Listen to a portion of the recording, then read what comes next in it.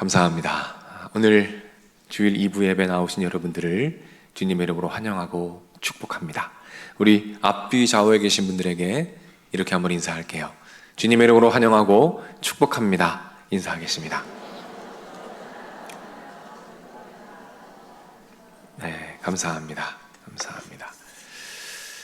오늘은 다윗 첫 번째 설교로 늪을 지배하는 자, 늪을 지배하는 자라는 말씀으로, 제목으로 여러분과 말씀을 전해보고자 합니다. 제가 목회를 앞으로 하는 과정에서 하나 목표가 있습니다.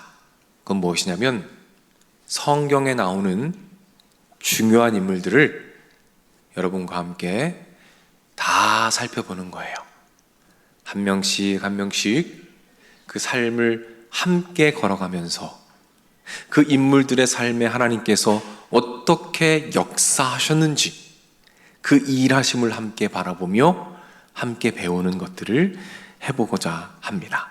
그 첫 번째 인물이 바로 다윗입니다. 그래서 오늘은 다윗 첫 번째 시간으로 늪을 지배하는 자라는 제목으로 여러분과 말씀을 나누고자 합니다. 바라기는 이 더운 여름 다윗과 함께 시원한 여름이 되시기를 축복합니다. 우리 옆에 계신 분들에게 이렇게 한번 격려하겠습니다. 시원한 여름 되십시오. 네, 우리 다윗과 함께 시원한 여름이 되시기를 축복합니다. 성경 퀴즈로 설교를 시작해 보죠. 이스라엘의 첫 번째 왕이 누구죠? 사울입니다. 잘하셨습니다. 사울이 이스라엘의 첫 번째 왕이었죠. 이제 하나님께서 이스라엘의 두 번째 왕을 세우고 선택하십니다. 두 번째 왕에게 기름을 부어라 라고 사무엘에게 명령하십니다. 그 내용이 오늘 본문 1절 말씀에 이렇게 나오게 되죠. 우리 화면을 보면서 함께 읽어보겠습니다. 너는 뿔에 기름을 채워가지고 가라. 내가 너를 베들레헴 사람 이새에게로 보내리니 이는 내가 그의 아들 중에서 한 왕을 보았느니라 하시니라. 하나님께서 말씀하십니다. 내가 한 사람을 보았다. 어떤 의미입니까? 어떤 한 사람이 있는데 그 사람이 하나님의 시선을 사로잡았답니다. 누군가가 하나님의 시선을 완전히 사로잡은 거예요. 하나님의 시선을 사로잡은 그 사람이 누구입니까? 그 유명한 다윗입니다. 하나님이 사랑하시는 그 보석 같은 이름의 다윗, 그 이름이 하나님 나라 역사에 처음으로 등장하는 그 위대한 본문을 우리가 만나고 있는 것이죠.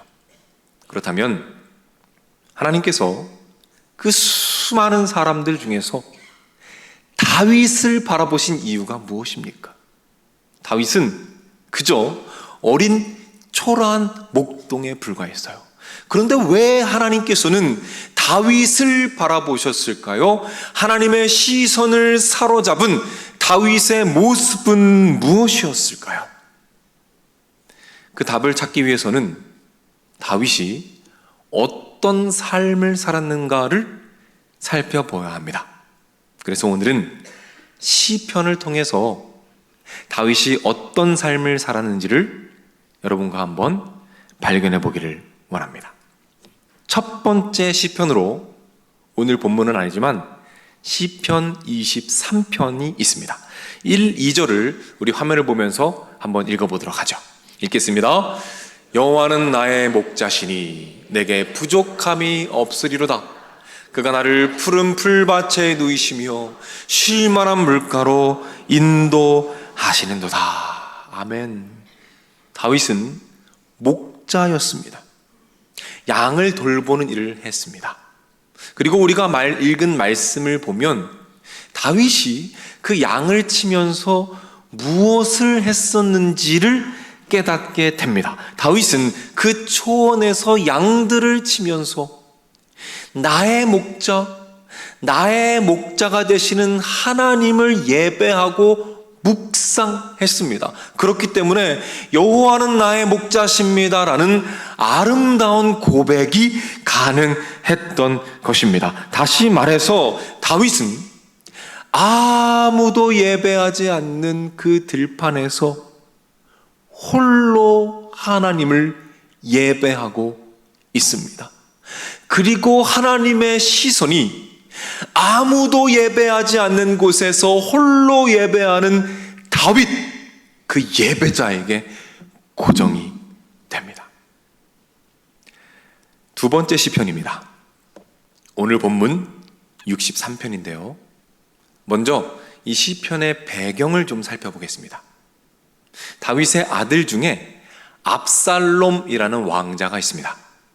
그 왕자가 아버지를 대상으로 반역을 일으킵니다. 그래서 다윗은 쫓겨가게 되는데 광야 한복판으로 쫓겨가게 됩니다. 그 슬픈 마음을 품고 적은 시편이 바로 63편입니다. 우리 1절, 4절 말씀을 한번 읽어보도록 하겠습니다. 읽습니다. 하나님이여, 주는 나의 하나님이시라. 내가 간절히 주를 찾되 물이 없어 마르고 황폐한 땅에서 내 영혼이 주를 갈망하며 내 육체가 주를 앙모하나이다. 4절 이어서 읽습니다. 이러므로 나의 평생의 주를 송축하며 주의 이름으로 말미암아 나의 손을 들리다. 아멘. 그 광야 한복판에서 다윗이 무엇을 하고 있습니까? 하나님을 애절하게 찾으며 하나님을 예배하고 있습니다. 그 광야 한복판에서 아무도 하나님을 예배하지 않고 아무도 하나님을 바라보지 않는 그 광야 한복판에서 하나님을 홀로 예배하는 예배자로 서 있다는 말씀입니다. 그때 그 예배자 다윗에게 하나님의 시선이 완전히 고정됩니다. 따라서 하나님께서 다윗을 바라보신 이유는 무엇입니까? 하나님의 시선이 다윗에게 고정된 이유는 무엇입니까?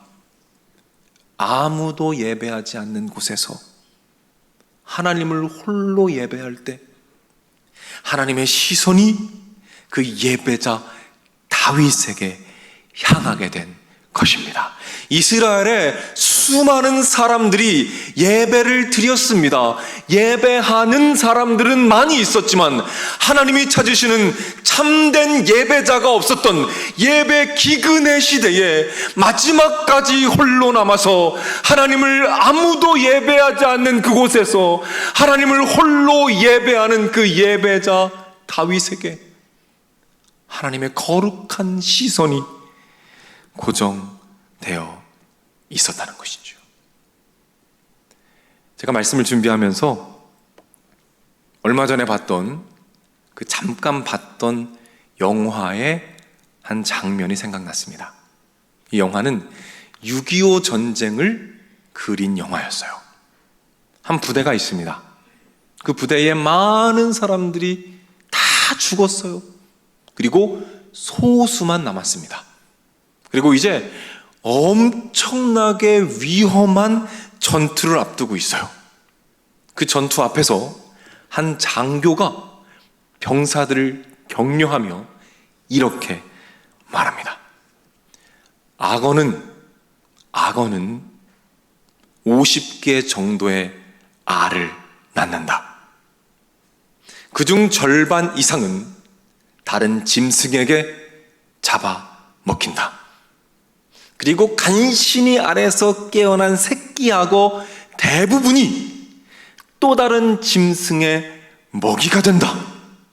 그리고 고작 한두 마리가 어른 악어로 자란다. 그런데 그 한두 마리가 50개 알 중에서 겨우 살아남은 그 한두 마리가 늪을 지배한다. 그 한두 마리의 악어가 늪 전체를 지배한다. 지금까지 수많은 사람들이 죽었다. 그러나 우리는 살아남았다. 그리고 우리가 이 전장을 지배한다. 이 전쟁터를 지배한다. 이렇게 말했습니다. 저에게는 그 장교의 그 말이, 외침이 이렇게 들렸습니다. 이 땅에 수많은 사람들이 예배를 드린다. 그런데 하나 둘씩 예배를 포기한다. 예배를 멈춘다. 치열한 영적 전쟁 가운데 패배하여 더 이상 예배하지 않는다. 그렇게 하나 둘씩 예배를 멈추고 쓰러져 갈 때 끝까지 마지막까지 남아 예배하는 한두 명의 예배자들이 있다. 그런데 그 예배자들이 아무도 예배하지 않는 곳에서 끝까지 홀로 예배하는 그 소수의 예배자들이 영적 전쟁터를 지배한다. 영적 전장을 지배한다. 영적 세계를 지배한다. 그 소수로 말미암아 영적인 지도가 바뀐다. 영적인 지형이 변화된다. 그래서 성경은 이렇게 말합니다. 역대하 16장 9절입니다. 여호와의 눈은 온 땅을 두루 감찰하사 전심으로 자기에게 향하는 자들을 위하여 능력을 베푸시나니.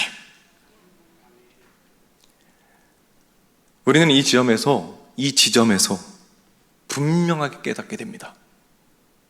아무도 예배하지 않는 그곳에서 홀로 예배하는 자들에게 어떤 일이 일어나는지, 그 예배자에게 하나님의 시선이 고정됩니다. 그리고 하나님께서 그 자리에 임재하십니다. 그리고 그곳에 능력을 베푸십니다. 그래서 그곳에 하나님의 승리가 선포됩니다. 골리앗 앞에 섰던 다윗, 모두가 두려움에 떨며 하나님을 예배하지 못했습니다. 그러나 다윗은 홀로 만군의 여호와 하나님을 예배합니다. 살아계신 만군의 여호와 하나님을 예배할 때, 아무도 예배하지 않는 그 전장에서 하나님을 예배할 때, 그때 하나님 임재하셔서 놀라운 승리를 허락하신 줄로 믿으시기를 바랍니다. 그 꼬마 다윗이 전장을 지배하게 된 것입니다. 잠깐 요약해보면, 하나님의 시선이 누구에게 향하고 있습니까? 아무도 예배하지 않는 곳에서 예배하는 다윗에게 향하고 있습니다. 하나님은 그 예배자에게 임재하십니다. 그리고 그곳에서 놀라운 역사와 승리를 허락하십니다. 이 승리가 오늘 예배하는 우리들의 승리임을 믿으시기를 바랍니다. 저는 한 선교단체에서 훈련을 받았습니다. 그리고 한 3개월 정도 중국에서 단기 선교를 했습니다. 참 은혜로운 시간이었어요. 먼저는 저의 연약함을 깊이 깨닫는 시간이었습니다. 그리고 하나님의 일하심을 그 어느 때보다 선명하게 볼 수 있는 시간이었어요. 참 많은 간증들이 있습니다. 그런데 그 중에서 가장 기억에 남았던 것은 우리 팀원들과 함께 그 중국의 그 만리장성을 갔을 때 일입니다. 저희 팀이 한 10명 정도 됐습니다. 제가 현장감을 더하기 위해서 그 사진을 한번 가져와 봤어요. 이 사진이 그때 사진인데요. 여러분 지금 저를 찾고 계시죠? 제가 어디 있는지 한번 찾아보시겠어요? 정말 말씀드리고 싶지 않지만 저 맨 뒤에 연두색 손수건을 묶고 팔을 쭉 뻗고 있는 저 청년이 바로 청년 이승원입니다. 저게 저예요. 만리장성이요, 정말 규모가 어마어마하더라고요. 세계 불가사의 중에 하나잖아요. 그럴만하다. 제가 이런 느낌을 받았습니다. 그 만리장성이 마치 인간의 능력, 이 어마어마한 건축물을 만들 수 있는 인간의 가능성과 능력과 위용을 자랑하는 것 같은 느낌을 받았어요. 그 장엄함과 위용을 뽐내는 듯한 그런 느낌을 받았습니다. 그런데 그때 저희 팀원들 모두 같은 열정을 느꼈습니다. 사람의 힘과 사람의 능력과 사람의 위용을 뽐내고 있는 그 거대한 장성 위에서 하나님을 예배하고 하나님을 높이고 싶다는 예배 열정이 우리 팀원들 마음에 들어왔어요. 그래서 저희는 예배할 장소를 찾았습니다. 적당한 곳을 찾았어요. 그리고 자리를 잡고 그곳에서 하나님을 찬양하기 시작했습니다. 기타를 치면서 우리 주님의 높고 위대하심을 마음껏 찬양하고 높이기 시작했어요. 율동하면서 기타 치면서 초라하지만 영혼이 담긴 예배로 주님께 나아갔습니다. 그때 그 예배 가운데 느꼈던 감동과 감격은 너무 황홀했습니다. 팀원들 모두가 한 마음으로 확신할 수 있었습니다.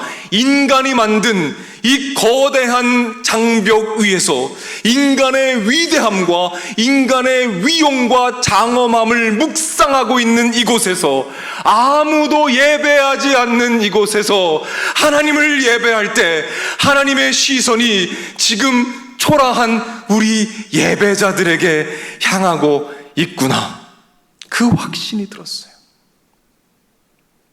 그렇게 예배하고 있는데 놀라운 일이 일어났습니다. 열심히 찬양을 부르며 기쁘게 워십을 하고 있는데 사람들이 하나둘씩 모이기 시작하는 거예요. 저는 불안했습니다. 왜냐하면 그 당시 그 중국에서 예배 드릴 때 항상 숨죽여서 조용히 예배를 드렸기 때문에 혹시라도 신고가 들어갈까봐 저는 굉장히 불안했습니다. 그런데 세계 각국의 사람들이, 피부가 다르고 언어가 다르고 문화가 다른 세계 각국의 사람들이 하나둘씩 모여들기 시작했어요. 그런데 그분들이 우리가 찬양하는 것을 보면서 아멘으로 화답하기 시작하는 거예요. 그리고 각자의 언어로, 각자의 말로 그 찬양을 따라 부르기 시작하는 것입니다. 각자의 언어로 하나님을 예배하기 시작했어요.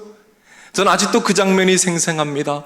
제 바로 앞에서 그 찬양을 따라 부르면서 손을 들고 하나님을 예배했던 그 백인 할머니, 그 곁에서 아멘을 외치며 손을 들고 열심히 춤을 추며 함께 예배했던 그 흑인 청년들, 저마다 아멘을 외치고 반응하며 기쁜 마음으로 예배를 드렸어요.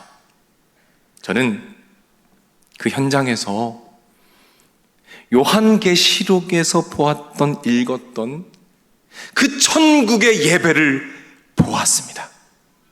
요한계시록 7장 9절 10절입니다.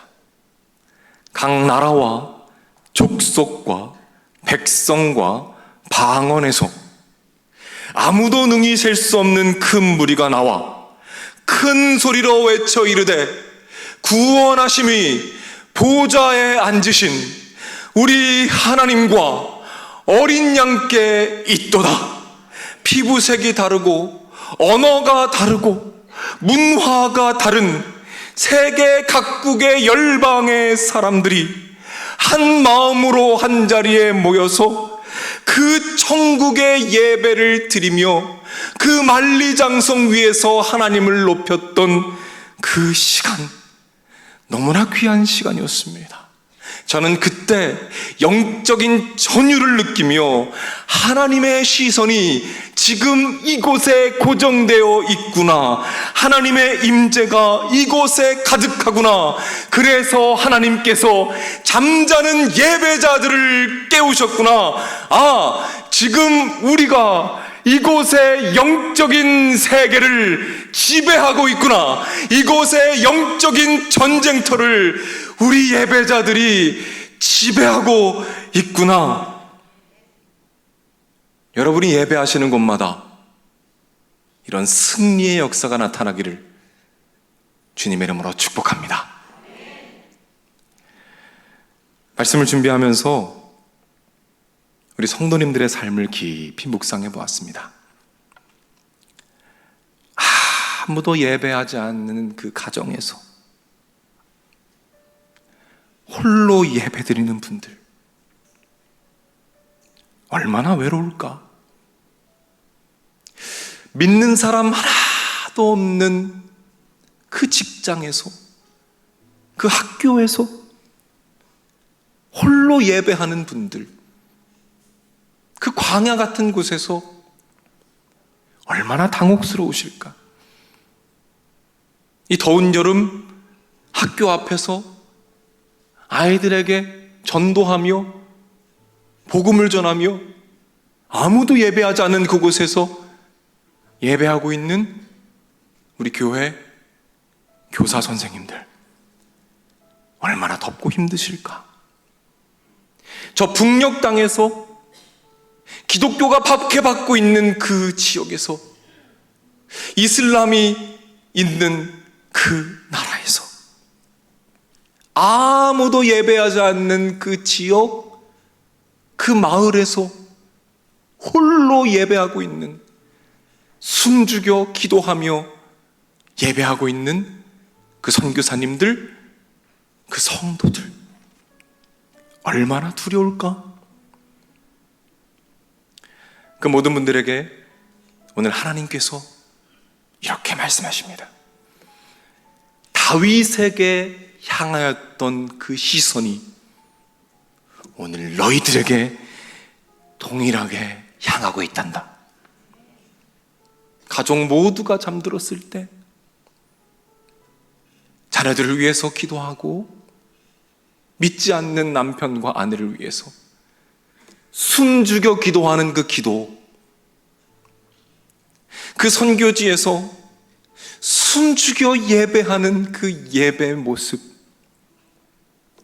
내가 보고 있다, 내가 듣고 있다. 그러니 예배를 멈추지 말아다오.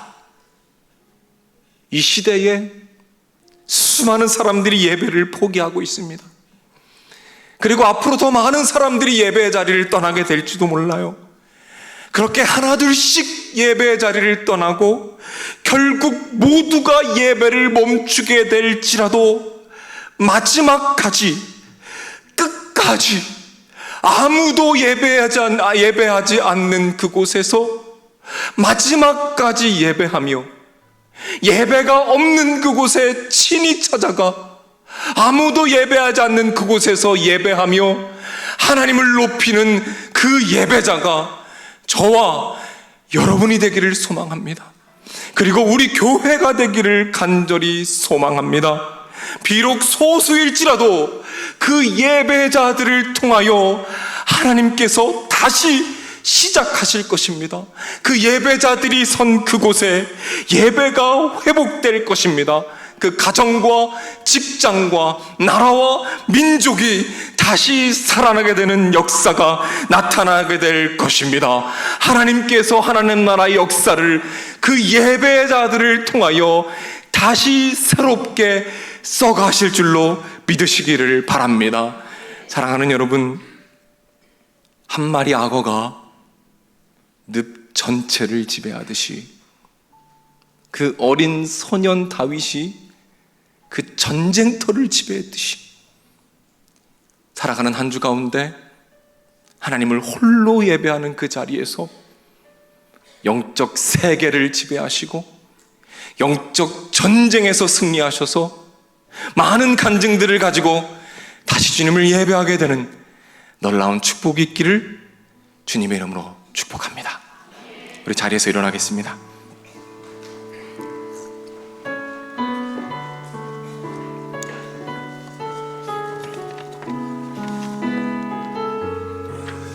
우리 말씀을 기억하며 한번 찬양하겠습니다. 아무도 예배하지 않는, 아무도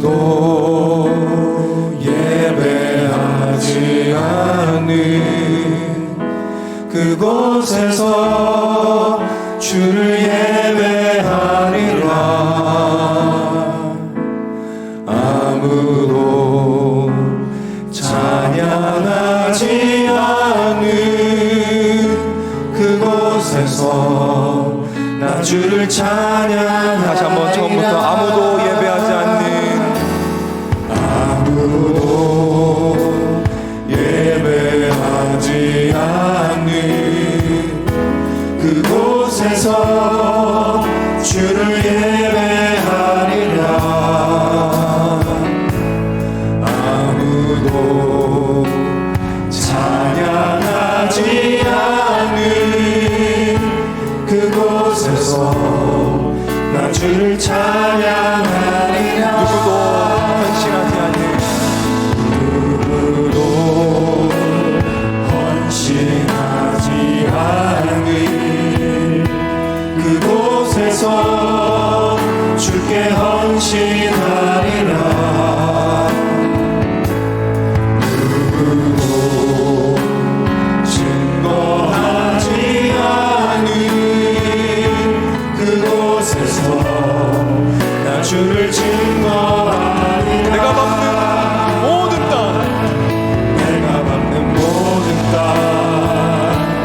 주를 예배하게 하소서. 주의 보혈로 덮어지게 하소서. 내가 선이고 주의 거룩한 곳 되게 하소서. 주의 향기로. 우리 처음부터 찬양합니다. 아무도 예배하지 않는, 아무도 예배하지 않는 그곳에서 주를 예배하리라. 아무도 찬양하지 않는 그곳에서 나 주를 찬양하리라. 누구도 헌신하지 않는, 누구도 헌신하지 않는 그곳에서 주께 헌신하리라. 누구도 증거하지 않는 그곳에서 나 주를 증거하리라. 우리 믿음으로 찬양합니다. 내가 밟는 모든 땅 주를 예배하게 하소서. 주의 보혈로 덮어지게 하소서. 내가 선이고 주의 거룩한 곳 되게 하소서. 주의 향기로 내가 밟는 모든 땅, 내가 밟는 모든 땅 주를 예배하게 하소서. 주의 보혈로 덮어지게 하소서. 내가 선이고 주의 거룩한 곳 되게 하소서. 주의 향기로. 우리 주님을 찬양합니다. 구원하심이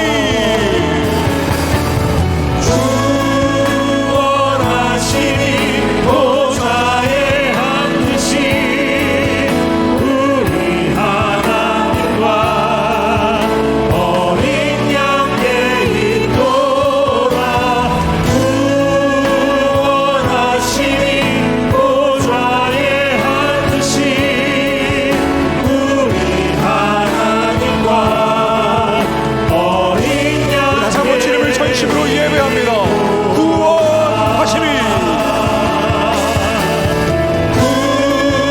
구원하심이 보좌에 앉으신 우리 하나님과 어린 양께 있도다. 구원하심이 보좌에 앉으신 우리 하나님과 어린 양께 있도다. 영광의 박수 올려드립니다. 할렐루야. 주님 영광 받아 주시옵소서.